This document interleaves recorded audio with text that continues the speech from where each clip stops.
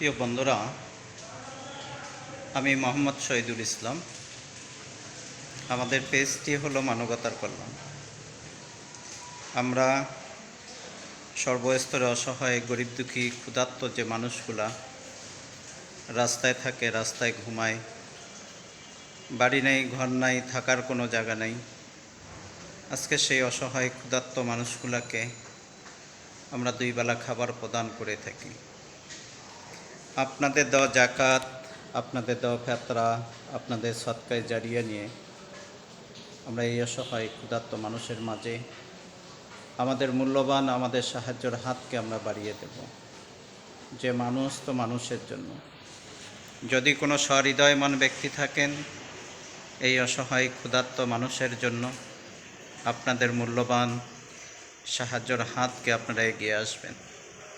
রাসূল সাল্লাল্লাহু আলাইহি সাল্লাম তিনি বলেন যে যদি কোনো মানুষ ক্ষুধার্ত মানুষকে বলে এক লোকমা খাবার খাওয়াইল, বলে আল্লাহ তাআলা বলে তার জন্য জান্নাতে 10 লোকমা খাবারের ব্যবস্থা করবেন।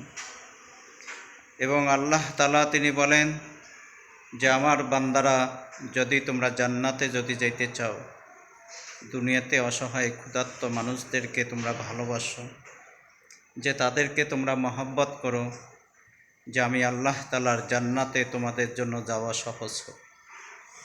নাহলে কাল কিয়ামতের দিন যদি আল্লাহ পাক যদি আমাদেরকে জিজ্ঞাসা করেন যে বান্দা আমি ক্ষুধার্ত ছিলাম, তোমরা আমাকে খেতে দাও নাই, যে বান্দা আমি বস্ত্রহীন ছিলাম, তোমরা আমাকে বস্ত্র দাও নাই, সেদিন হয়তো আমি বলবো যে আল্লাহ, আপনি তো ক্ষুধার্ত ছিলেন না, আপনি তো খান না, আপনি তো কাপড় পরিধান করেন না।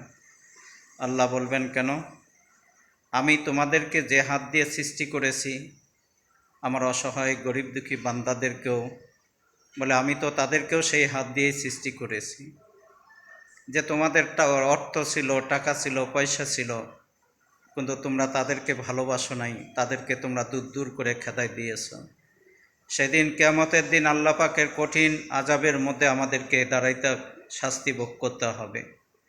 আল্লাহ পাকের আদালতে আপনার আমার কঠিন জবাব দিতে হবে, হিসাব দিতে হবে।